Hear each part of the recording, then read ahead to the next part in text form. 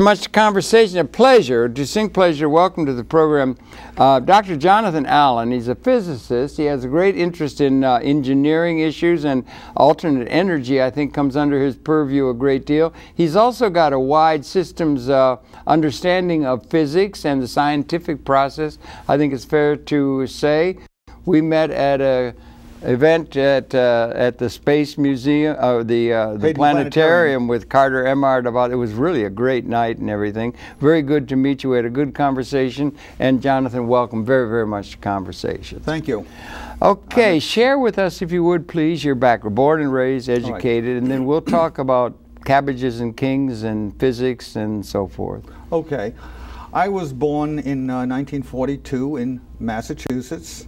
My father was well educated, but spent his career mostly as a merchant running a lumber yard. And that's why in a lot of my engineering I make things out of wood, because that's what I grew up making. Wood is beautiful. Yes, it has some also some excellent, surprising engineering properties, which we can go into sometime if you'd like. Yeah, sure. Okay. But anyway, my mother was a school teacher. She taught high school English and made sure that we kids, I have a sister who's 5 years younger than I am, she's a journalist, and she made sure that we learned to write and to speak correct English. As I used to say, you could get away with cussing, but it better be in a grammatically correct sentence.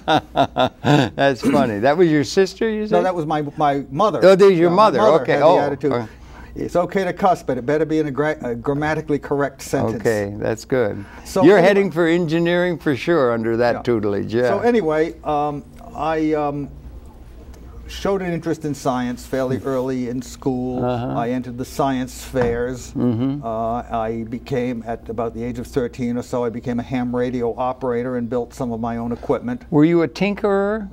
Very much a tinkerer. Yeah. But I didn't have a lot of money to spend on it, so I became very much a gadgeteer, almost a tinkerer of necessity, because you have to build your stuff or buy surplus stuff and adapt it. Right. In those days, there was a lot of electronic surplus available. Out of the war, out of the war. And by the way, I still have some of it, and I still use it. Oh, really? They knew how to make products back in those days. Yeah. Absolutely immortal stuff. Yeah. But anyway, in college, I made up my mind that I did not want to go into engineering, because in those days, I had a sort of an impression that engineers were people who were not very socially conscious. Right, they were, So, for instance, you tell an engineer, design a hydraulic pump, and he'll design the hydraulic pump without regard for whether it's going in a tractor or a guided missile.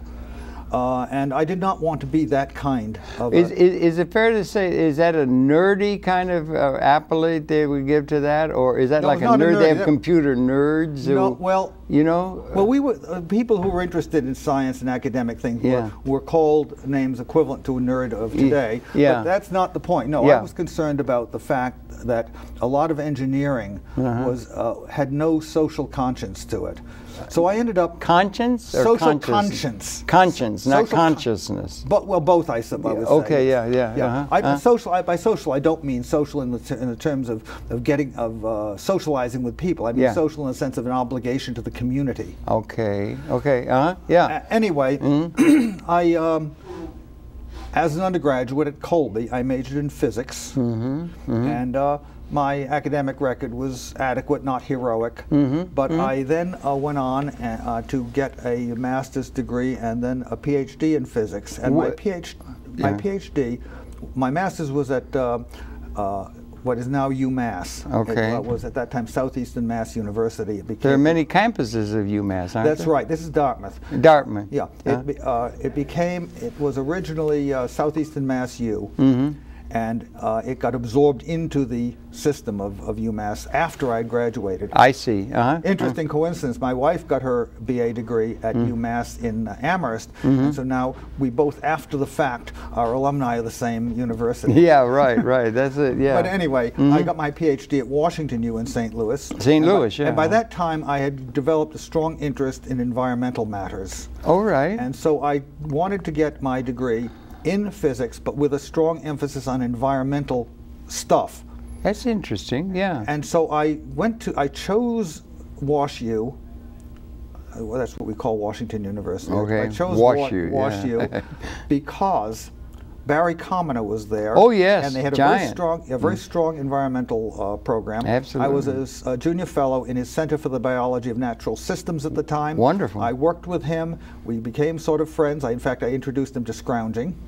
Scrounging? What's that? You mean scrounging up pieces of materials and yes, stuff? He needed to build a heat exchanger of some kind. So I took him down to the local junkyard and showed him how he could salvage pieces out of old industrial refrigeration equipment to make his system so that he didn't have to spend a lot of money. That's a fine way to, that would be a fun thing to do. I should think in a way. It is fun. When you find something, it's like finding a gold mine or something. You find, I've got a 1576 or something. Yeah. Well, actually, what we found was actually somewhat better than gold because for heat exchanger, copper is better still. You know, yeah, right, okay. I had a thing about Buckminster Fuller, you understand. I don't know if you got cotton on to Fuller or not. I'm familiar somewhat with his history, certainly the geodesic dome buildings. Yeah, and that's all of that. Design, yeah. And I can't say I'm adequately educated in his I'm really taken with him and have been for my adult life and everything. But among other things, he talked about it was 175,000 tons of copper cable that connected New York to London under the Atlantic Ocean.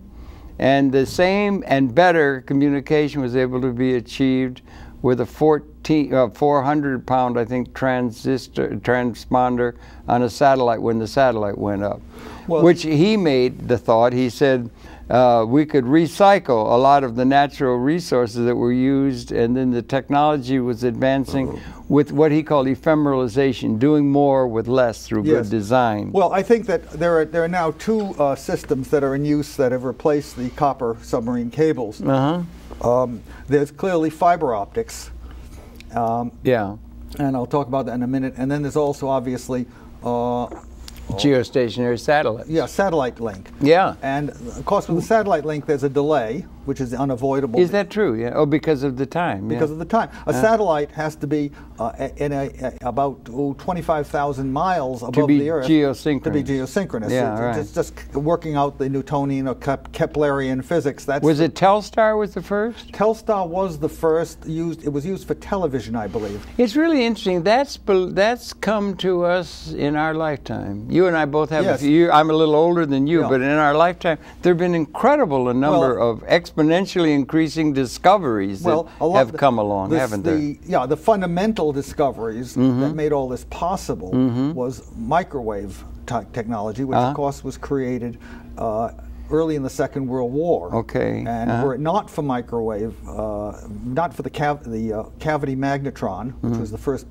microwave power tube, the Battle of Britain would have gone the other way. Really? Oh, what is that? I'm not familiar. Well, the idea is that that as you build radio equipment and try to go up and up and up in frequency, ordinary vacuum tubes run into fundamental physical problems.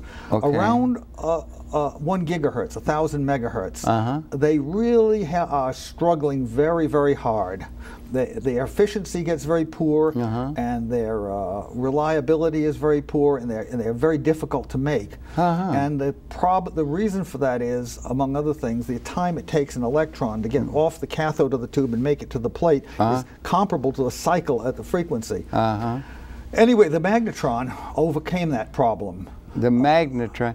Well, I know that they use them in microwave ovens now. Oh, really? Okay, see, it's all so interesting, isn't it? Yeah. And it used to be when they first back to Babbage or whoever was doing the cyber stuff. They used to have a room this size full of vacuum tubes for a processor that now is coming down smaller and smaller and powerful and more powerful. Absolutely. Well, yes. It's getting down to where they're going to have a thing that's going to go through the bloodstream of the human body. Well, they may someday. Of course. I mean, carbon-60 is just over the horizon. I mean, it's coming. Yeah. I'm not. I mean, that's another, if I may, that's another example of Fuller's saving thing, in my view, of recognizing we don't have to rape the planet as we had to in order to get growth and better living standard. That's a good point, and I think. But we can do more and more with less through what he called ephemeralization, doing more with less through good design. Is that something that's worth keeping in mind as we think about environmental issues or other issues confronting humanity? Yes, sir. Okay, thank you. I Yeah. agree with you.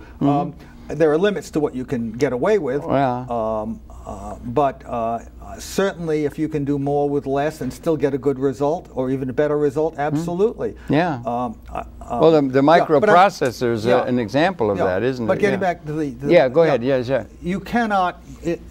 In order to form a narrowly focused radio beam, microwave, you need to have a short wavelength for reasons of basic physics. Yeah, the width of the beam, the narrowest you can make a beam of any electromagnetic radiation is approximately the ratio of the wavelength to the diameter of the optical thing that's focusing it.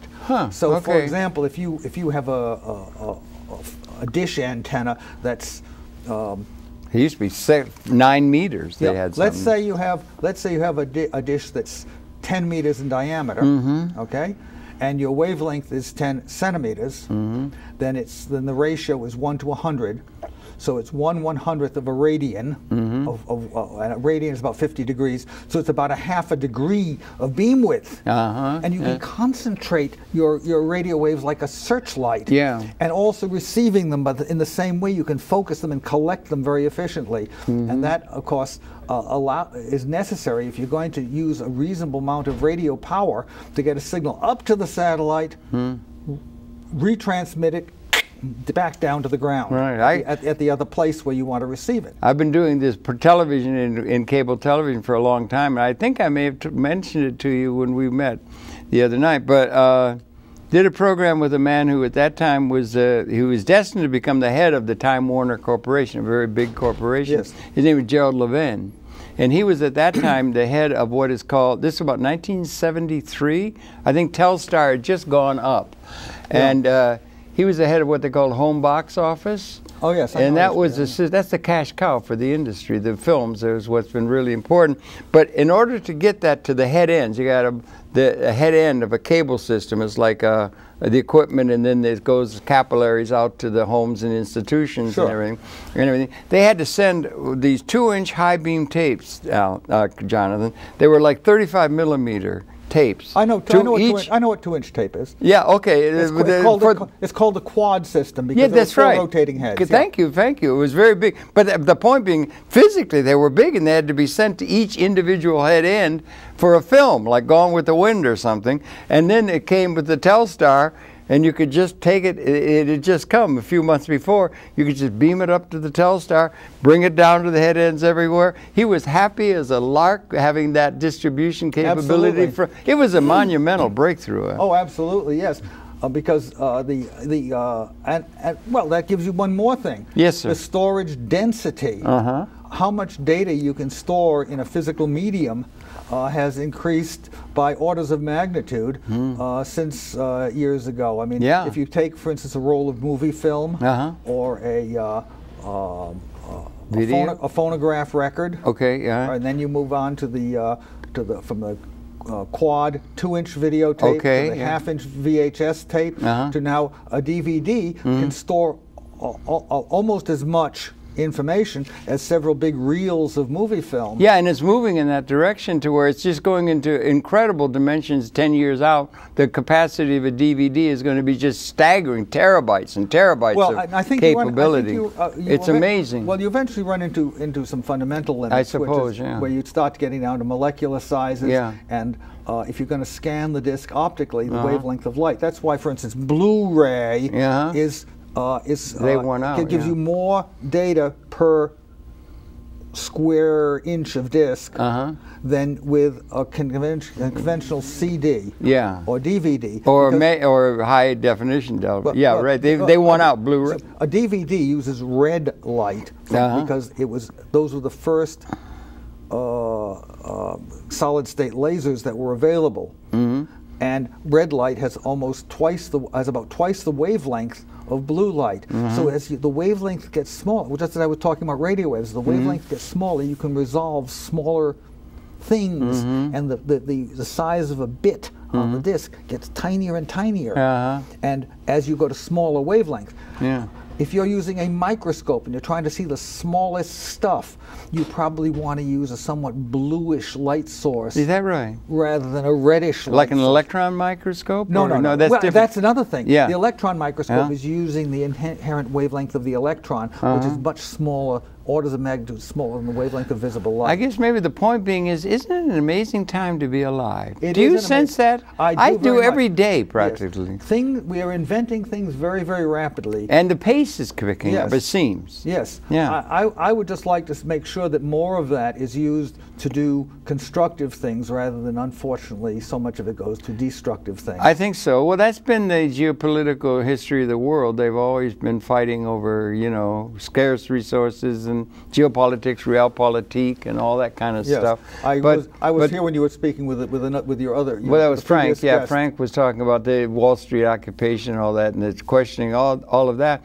But it must be interesting to have been, because you've got a few years, like I do. I mean, when I started in electronics, it was all vacuum tube. Yes, right. And I still feel comfortable and fluent working with vacuum tubes, and I still come up with designs where I have to use them. And you like that? Did you ever have a thing called? Do you ever call, as a citizen, a thing called a Heath kit? Oh, I did. When I first got started in electronics, I built a couple of Heath kits. That was a lot of fun. But the problem, within a short while, I had accumulated enough of what's called a junk box that it was far more efficient for me to take at first a drawing that appeared in a magazine. There were magazines like Popular Electronics. Do it on your own? Yeah, and QST, which is the ham radio magazine, or the radio. Oh, you're a ham, yeah, right. I was a ham for a while. Yeah. The Radio Amateur's Handbook, and then what you do is you just build it yourself from your own parts. Well, for the people who aren't aware, we'll say a Heath kit is something that I remember from my youth with chagrin.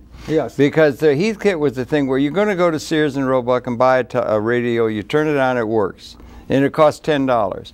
And you could go and send for a Heath kit thing that would be sent with all the parts. They had this thing, and you could lay it, and you could put out a sheet, and you put all the pieces out on the sheet, and you would follow the steps one after another of putting together a radio that would have been $70. Exactly. And it was really good. Yes. And my friend next door, whose dad was a dentist, was able to do that. It always worked perfectly. I tried it. I never could get one to work. Oh, that's I would just throw myself at it. I know some people are geared to being able to do things in a sequential and appropriate and proper engineering way. It's a mindset, I think. I'm terrible. Oh, well, that's too bad. No, I know. Well, I don't know. It's different. People are different. I had pretty good luck with Heath kits. Yeah. And I would have thought you've got an engineering well, they mentality. give you all the parts, and they give you detailed instructions. Connect resistor R2 between pin 3 of the tube and the terminal strip. Yeah. Don't solder it yet. Right. NS. You got it. They'd write NS, no solder. And then when it was time to solder, they say S3, which means there are going to be 3 wires to that terminal, and then you take your soldering iron and you solder. We were just talking about that, and that's a mindset that's really interesting. The engineering mindset is, and we've just lost Steve Jobs. I don't know if you were associated with him, not associated directly, but you're aware. I'm certainly aware that he was at a level of design, and also then at a level of perfection, in terms of he wanted absolute design perfection with what he's doing, but he had an engineering quality, and the role of the engineering mindset in society is something that's really worth considering because they've contributed so mightily to the many developments that are so affecting us now, right? I think what was characteristic of Apple, and I hope remains so, is that they would design for the guy who actually is going to own it and use it. Not too many of I've seen too many engineers come up with an idea which really appeals to me as an engineer. Oh, I'm really excited. I came up with this thing, and as an engineer, I just love it. I'm going to manufacture it, and I'm going to sell it to you. And if you're not an engineer, you'll say, what the heck am I supposed to do with this? But Jobs apparently had the ability. Remember, he did not have formal engineering training. No, he was a hippie. He had the ability to put himself in the shoes of the user, of the guy who's ultimately going to use it, and make it simple, make it usable, make it user friendly is the term now.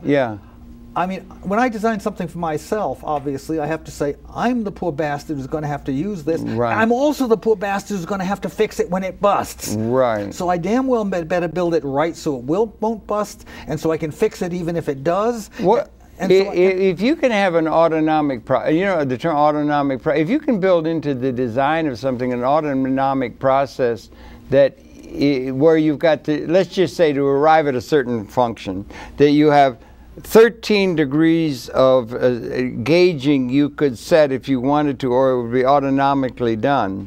Do you understand what I'm saying? Yeah. In engineering, you got this choice. Well, it'll be this way. You can make a lot of different choices. That as an engineer is satisfying because you're connecting everything in a way, and you can give choice to each one of those, or you can go through and make it user-friendly. Yeah.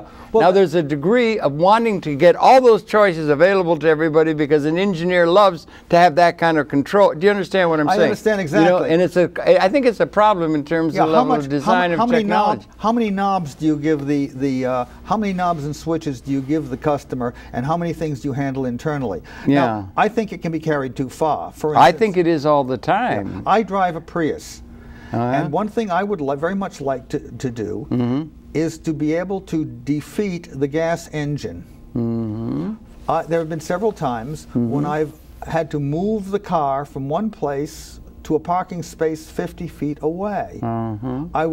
Yet when I turn it on, it doesn't know it's only a 50-foot trip. It thinks I'm going on a trip. And what does that mean? I don't understand. Okay, the car, yeah, as soon as I turn it on, cranks the gasoline engine. Oh yeah, because you have a thing that has electric, right? It's electric and gas. gas. It's a hybrid, yeah. So it cranks the gasoline engine. What is, okay, yeah, okay. It cranks yeah, the gasoline okay, engine. yeah. And the gas engine then runs for maybe 15 or 20 seconds, only long enough to fill the muffler up with water, which obviously is not good for the muffler, and get water into the crankcase. You know, when are you saying there's a design flaw? Is that what you're trying to say? I don't know if it's a design flaw. It's a choice which I would have done differently. I would have provided a toggle switch, which can defeat the gas engine for short, when you have to move the car only a short distance. You run it exclusively How on often do we remove the car a short distance? Usually when we get in, you'd have sort of averages or something like that. Most people when they get in a car are not going to go 15 feet. Hardly ever. But on those occasions, so you would get a pattern. It's like you can't plan for somebody who's got an allergy or for odd things.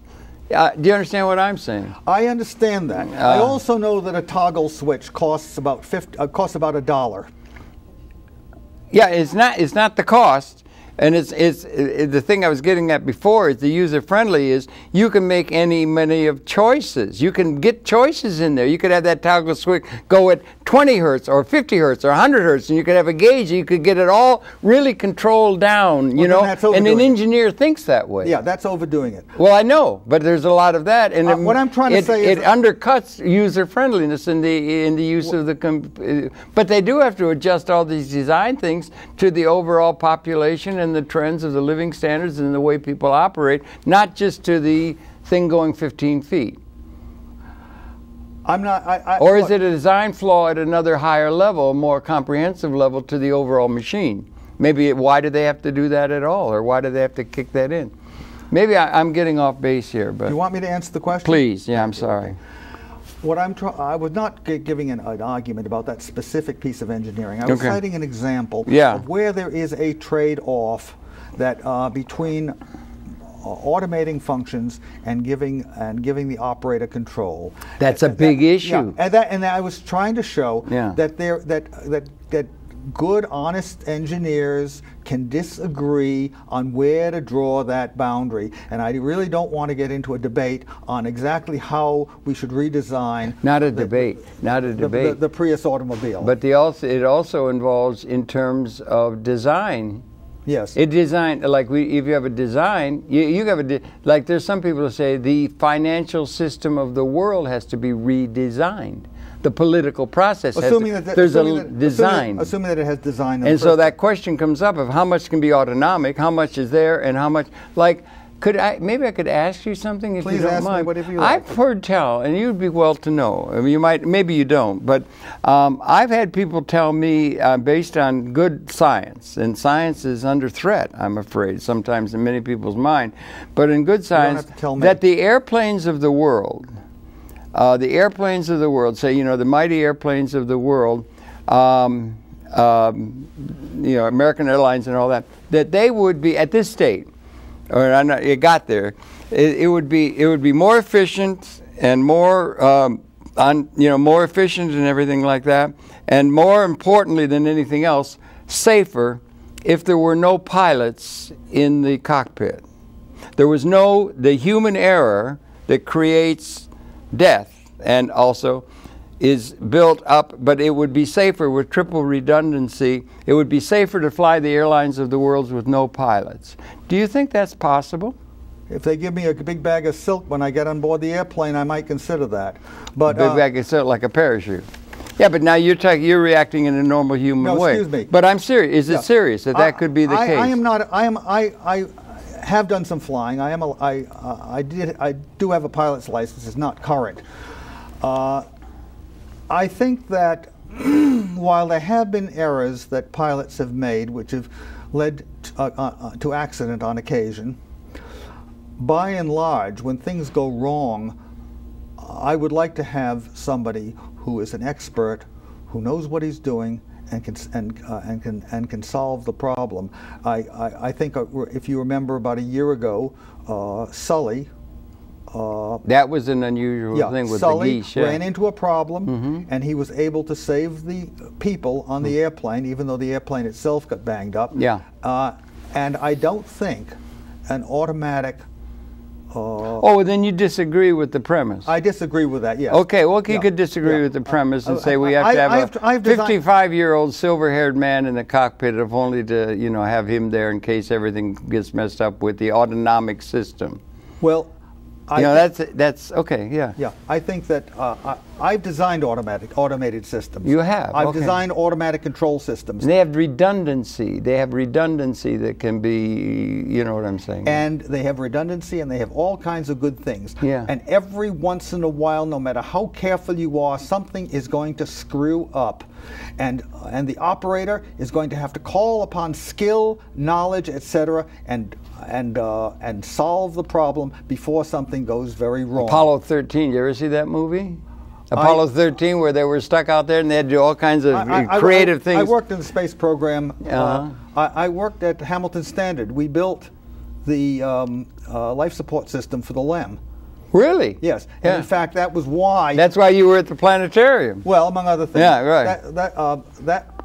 I was more working in the advanced life support system for longer missions and that kind of thing. You're looking at Mars now, and then. Well, we weren't specific, but we were concerned about how to extend longer missions. For instance, reclaiming water, reclaiming oxygen. Even. We were even working on a process for taking CO2 and using power from the spacecraft system.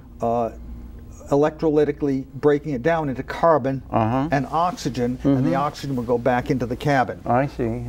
But in any case, if you saw on Apollo 13, they had to do a kludge to make the LEM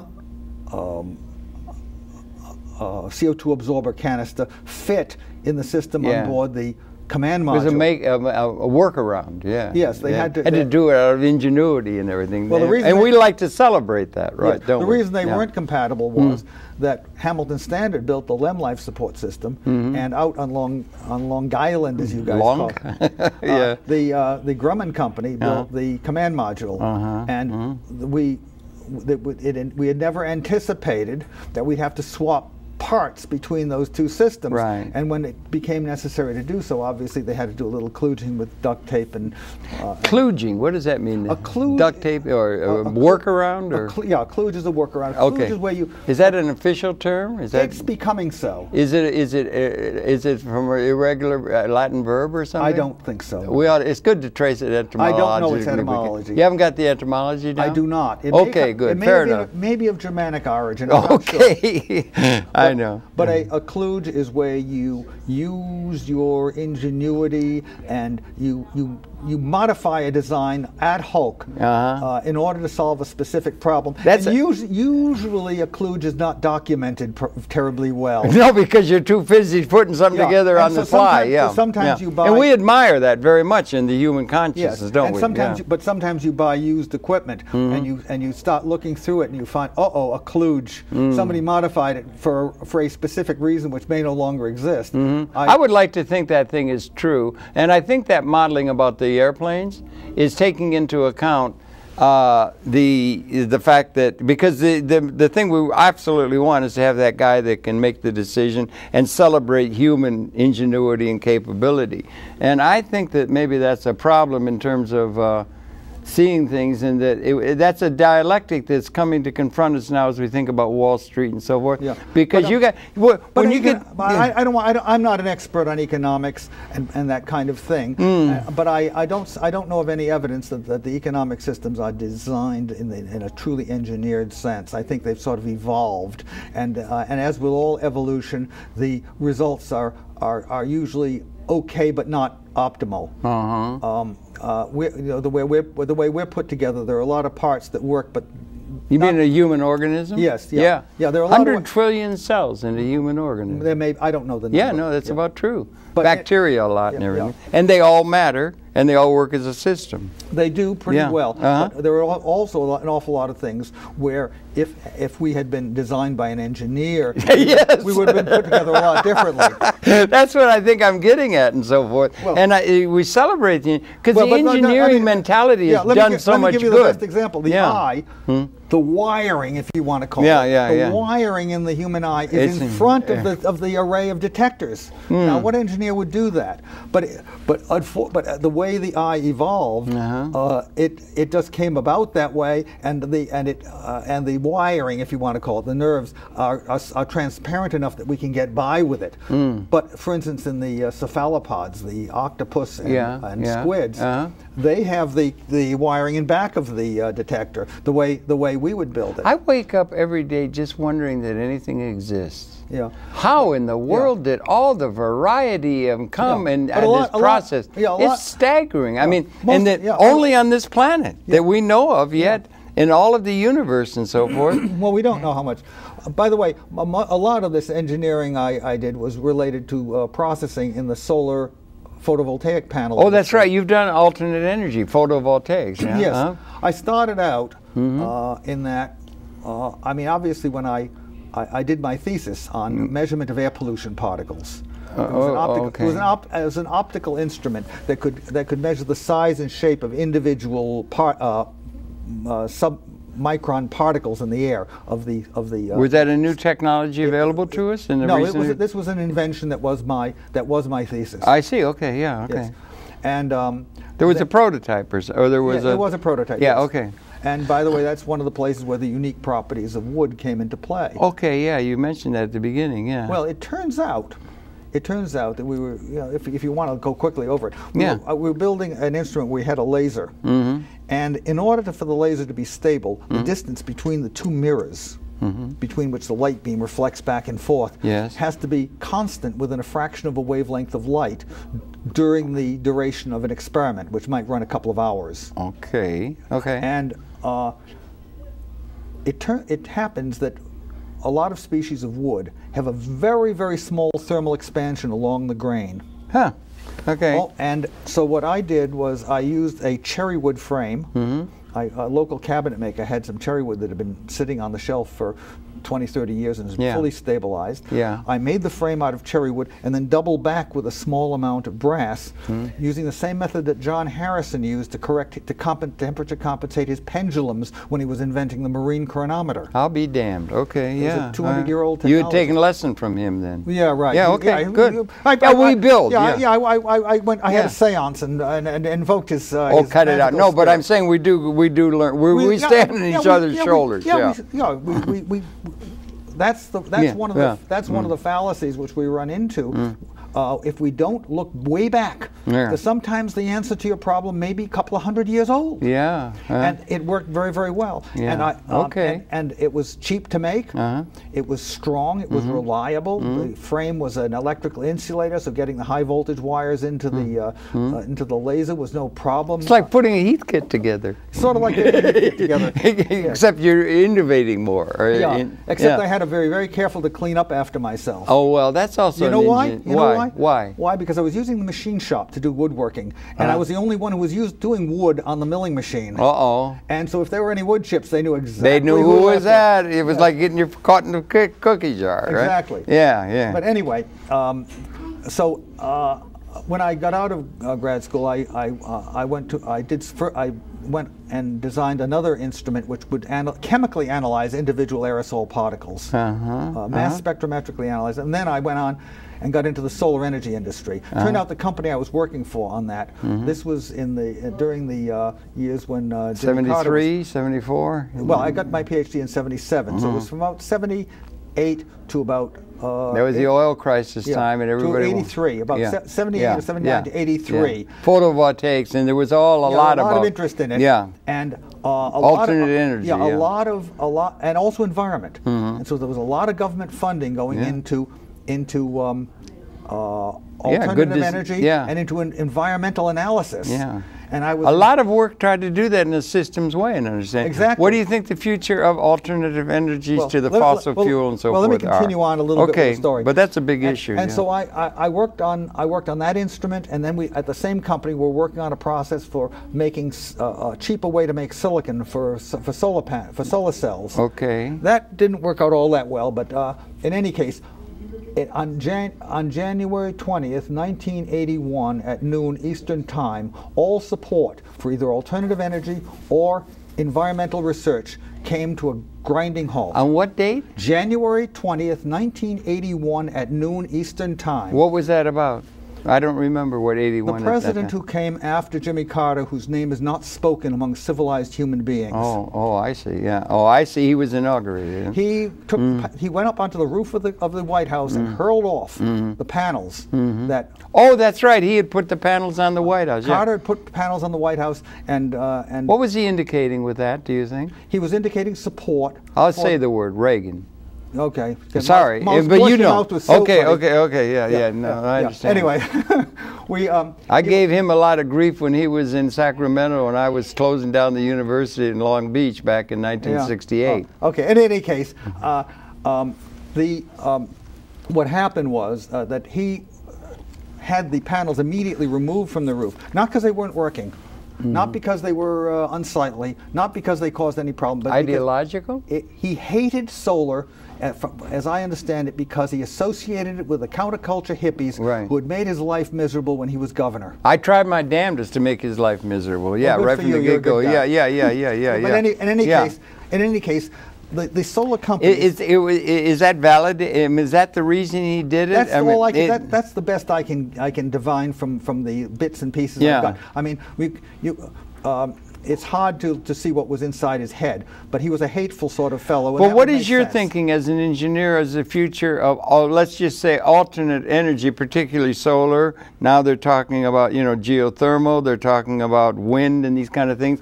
What is the reality in terms of their fighting the fossil fuels or nuclear as a source of energy? I think in the long run they're going to do very well. Long run? Yes. 100 years? Well, I don't know. I think even within the next 20 or 30, the industry is growing. The solar panel production is growing at something like 10–20% a year. Photovoltaic? Mostly photovoltaic. Yes. Yeah. Photovoltaic is growing very rapidly. They could be mass produced. Could you cover the Sahara Desert with something, or vast dimensions of it, and get it to the grid? Yeah. And that? The first, I was, if I might backtrack a little bit. Please. The company, the contract research company I had been working at, where we were doing the attempt to make silicon, and we were doing the aerosol analysis business. Once that change occurred, started getting military contracts, and I became increasingly uncomfortable with that. And so I went over and joined a company called Chronar, which was starting in the solar photovoltaic business with amorphous silicon. We had very high hopes for amorphous. It's deposited as a thin film. So then I got into developing the process for manufacturing that, and we did have mass production. We had factories all over the world. We had company did. Yeah, Chronar did. We had factories in Princeton, New Jersey, which was our headquarters. Actually, Lawrenceville, New Jersey. Yeah. The next outlying factory was in Port Jervis, and then we built one in Bridgend, Wales. And you were finding a market and so forth, and it was being developed and everything? We were. Okay. What stopped it then? What stopped it was that the cost of solar, the cost of manufacturing solar cells was not economically competitive at that time. It's hard to be competitive with coal. Well, it is very hard. Except if you take out the externalities. Externalities is the word I was going to throw into. Right. Yeah, I mean, I saw a cartoon once. They showed a fellow at a gas station, and the attendant was wearing an army uniform. Yeah, and he said, and the customer was saying, $20 a gallon. How do you figure that? And the soldier says, well, sir, the gasoline itself is only $2. But when you count my boots, my rifle, my training, and shipping me over to some faraway place to conquer it so we can get oil, that's the rest of it. And that is not reflected in the price of the petroleum. Right. Nor is the pollution, nor is the greenhouse effect, the increased the climate change problem. Yeah, that's come up in our consciousness more or less recently than it had been back when commoners' day. I don't think that was that strong. Well, you know what I mean? We recognized global warming. We recognized that the Earth had a greenhouse effect, but we did not yet recognize that human activity was increasing that greenhouse effect. Do you think that is necessarily the case? Absolutely. The physics is absolutely solid. Yeah. Well, the human activity's been here and everything. We didn't have much until the Industrial Revolution. Yeah, that's right. Yeah. The Industrial Revolution increased enormously our use of fossil fuels. Yeah. And they've increased even more as the population has grown and as the demand for energy on a per capita basis has grown. So you've had two driving forces: more people and more energy per person. That's right. Yeah.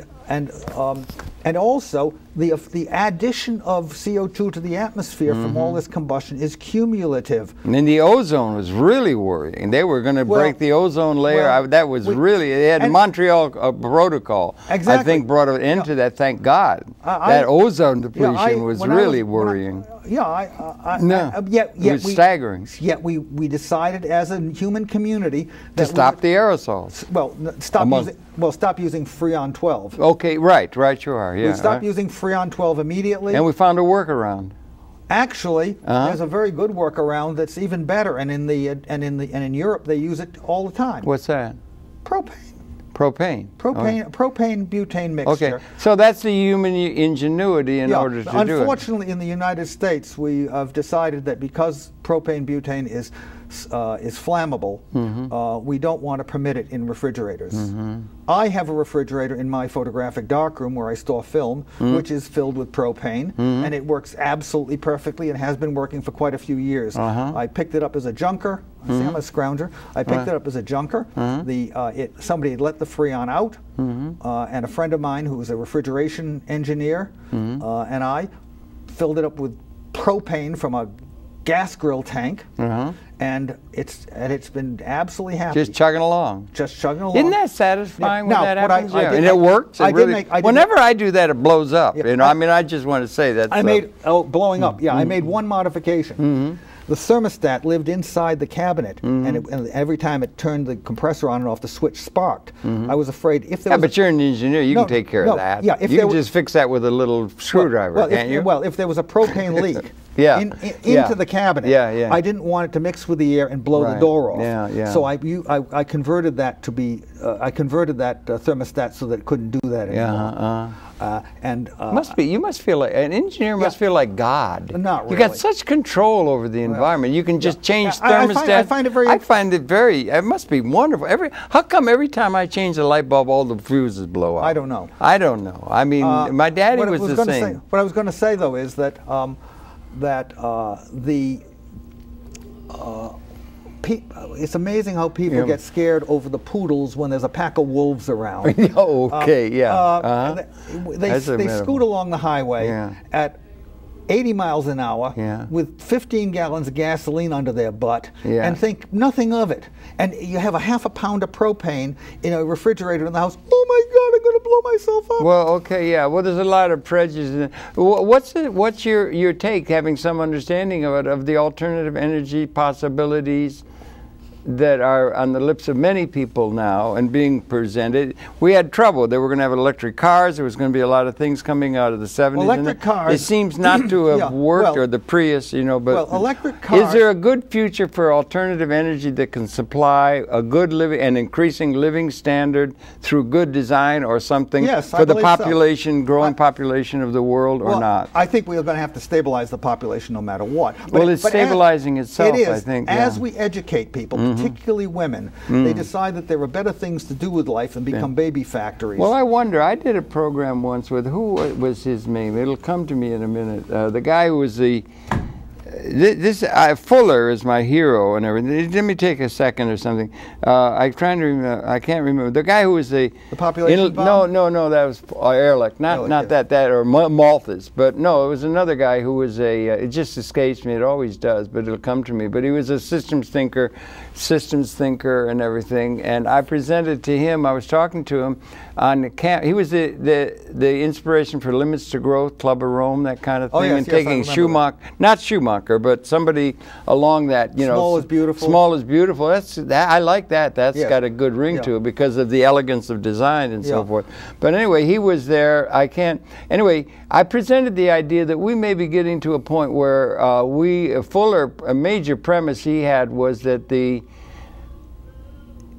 intellectual capability of involving the environment or creating an environment different than an Eden-like sense is given by the use of extended consciousness and technology, was making it possible where there were more haves and have-nots, if you got a measurement different definition of terms through time. And he had the premise that we were gaining exponentially in the modern experience as we come to the end of 200,000 years of our existence. And he said that we were going to transcend, or we were going to reach the 50% mark where there were more haves and have-nots in an overall big design taking of things. I don't know. And he posited, well, let me make the point. He posited he posited the need for an operating manual for Spaceship Earth that takes it into complete, a large comprehensive understanding. You take the Earth out of the box, you got so many megahertz of RAM and everything. You got a take on the capabilities for us to develop living and support for the world. We would transcend scarcity in a certain sense, if I may. I was presenting to this guy, and he would not say it on the air. But the population issue, he would not say it on the air. He would say it off the air. I presented that, and he said, well, it could never be. Because if ever the reason that the population goes down when you get industrialization is because they used to have large families in agriculture, people died and that kind of thing. But the reason they have small families is because what it really came down to is that the couple would really have a baby, would really have a Buick than a baby. And it's materialistic, in a sense it's alienation. And he said if ever we got to the point where we had a well-operating system and everybody was liberated, it wasn't all, do you understand what I'm saying? A real transformation like a lot of the people, Wall Street downtown, or some big thinkers who were thinking, got to a point where the system was really operating to where everybody could do what they want rather than what they're constrained to do in order to let the kids eat, if you can follow. He said, they would rather they're on go back to having lots of kids. Yeah, no. If they got to that point, they would go back to real. And everybody's got the little house with the pony and the and the hay mow and everything like that. They got to think that they would have kids because kids are wonderful, and they have to keep. What it was is, Modern people, you have to keep the blasters alienated, or else they'll breed us off the planet in a Malthusian kind of way. Do you understand what I'm saying? I understand what you're saying. I'm not sure I agree with it, nor do I have is that within my area of expertise. I know that we decided to have one kid. We could have afforded more. We don't buy fancy cars.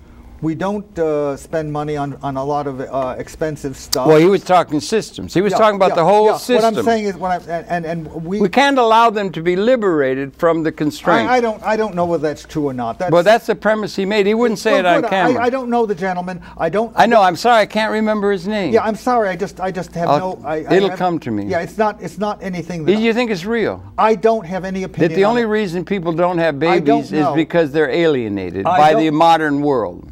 All I can cite is myself and the people around me who do not. No, you can think as an abstraction, not just yourself. You don't have to speak only from your own experience. You can abstract and think about patterns. I'm not sure that's entirely true because especially in the countries where people are guaranteed all the necessities of life, like in the Scandinavian countries, the birth rate is still extremely low. So I don't think the experimental evidence supports that proposition. I hope so, because it would be be terrible. You couldn't have people liberated, because then they're going to go into a dystopic kind of thing that can't be supported. I'm not sure that's true. I would hope not. Yeah, and there's also a certain amount of social pressure. I think what you have to do is tell people.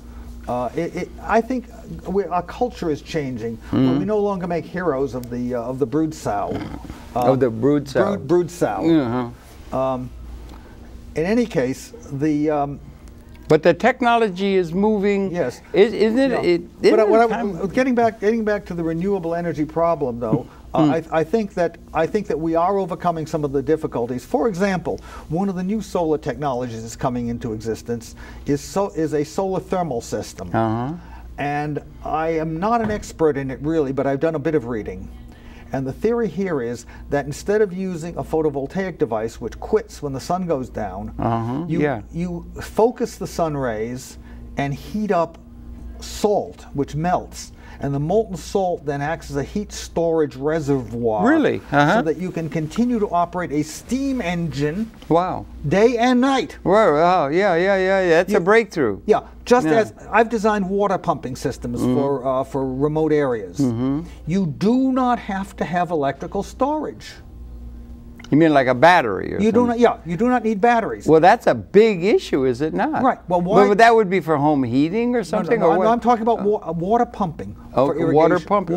Pumping water out of a stream or a well for irrigation. And the storage could be done in a salt. No. In this case, you store the water. You take a water tower. You pump the water up during the day. You put up enough panels. I mean, energy is still going to be conserved. You can't make any more energy than you collect. Okay, but first law. You're exactly. You pump the energy. You pump the water up into the water tower during the day enough so that it's going to last until the next time you have sunlight. And so, the same, by the way. Yeah. We designed at Chronar a clinical refrigerator for use in remote areas to keep vaccines and medicines in, which need to be kept continuously refrigerated. What was the power source? Solar. Really? Okay. Photovoltaic. But no battery. And how is that? Okay. Keep you cool. Keep your cool. That's a term. That's a popular term. If you pardon the slight quip, slight shall we say inexactitude of the thermodynamics. Yes.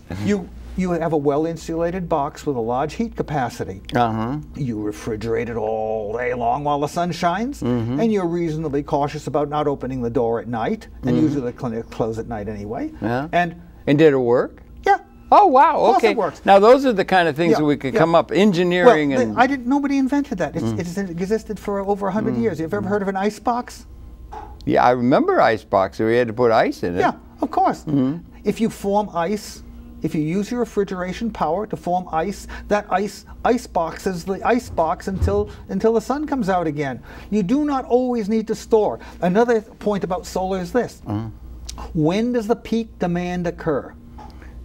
I don't know, high noon? I don't know when the sun is high. In the afternoon, when the temperature is maximum. Okay. and you're making the most demand on the power grid. Uh-huh. When does the sun shine? In the afternoon. Yeah. Yeah. And in fact, smartly designed solar arrays are not pointed due south. Mm-hmm. They're pointed a little west of south. Yeah. So that they get the maximum sunshine, the maximum power output in the afternoon, which is when it's called for. And the solar array that makes sense. Yeah, that's just good design. Yeah. Yeah. The solar array does not have to supply power all the time yet. We still have the base power from conventional energy at the moment. If you have a combination of conventional generation with the maximum possible efficiency, and you have solar, and you have wind, and you have some storage, and that's still an area that has to be developed further. You can get largely away from the fossil fuel problem.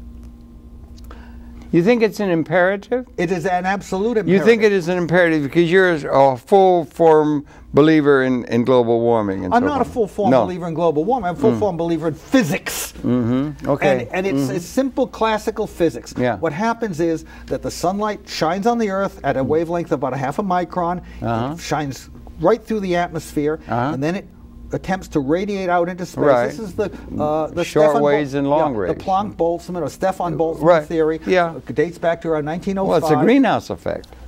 And of the atmosphere. Well, if you ignore the Earth is heated from the ground, not through the air. I mean, it's a different kind of electricity. I remember energy. As a sophomore in physics, we went through that exercise. You take the temperature of the sun, how big is it in the sky, the geometry of the sun-Earth system, and you calculate what the temperature of the Earth ought to be. And you come out with a temperature which is about 30 degrees C, cooler than it really is. Really? And the difference is the greenhouse effect.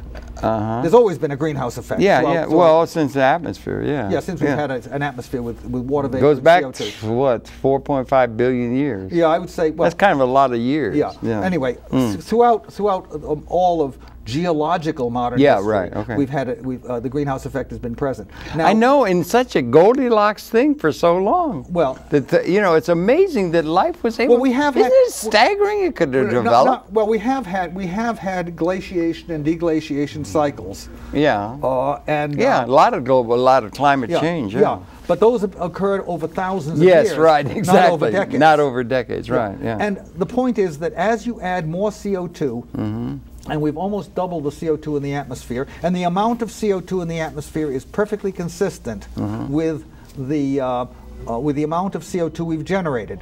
About half of the CO2 we've emitted since the beginning of the industrial age is measurable in the atmosphere. We know it's from industrial sources because isotopic analysis supports that. In other words, the mixture of the various carbon isotopes in that CO2 do not match the CO2 that forms normally in the atmosphere. It matches much closer the excess CO2 that is generated from fossil fuels. We're coming to the end. I'm sorry we could go on talking for great length, but you're an alternate energy guy. I try to be. Yes. Very good. Well, listen, thank you. So good talking with you. Your pleasure to have the perception of Nathan Allen, Ph.D. Physicist, you can say, only scratched the surface of many, many subject areas we could go into. Great pleasure welcoming you to MNN, and thank you very much for coming in and sharing this with the audience. Well, and thank you for inviting me. It's my great good pleasure. We have to keep meeting like this, Jonathan. Okay. We have to do more of this kind of thing to help share this with the wider audience. Yeah, Maybe you could become a producer over here. I don't know. You should get into. It's not that difficult. You should get into more. I think he's really good for multimedia. You've got a very good, what Marshall McLuhan called, you would be a very, very good person to be in multimedia to share your knowledge with the world. If we pick a specific topic, I could prepare slides and that kind of thing. Well, you don't need slides. You just need yourself. You're a great person for television. You should be a television personality. Oh, thank you. Anyway, a presenter, as they say in Britain. Yes. It's not that difficult to hop the train from New Jersey and get here. Well, okay, that's a good engineer thinking about a good practical means to get from here to there. Your pleasure to have his perceptions. We invite you to tune in. We'll be coming back again tomorrow. But once again, Jonathan, thank you very much for coming in, and I really appreciate it. Let's by all means stay in touch. I think this is the beginning of a beautiful friendship like the end of Casablanca. Thank you, yes. Okay, thank you for viewing. We'll be coming back again tomorrow. Okay, so I think we're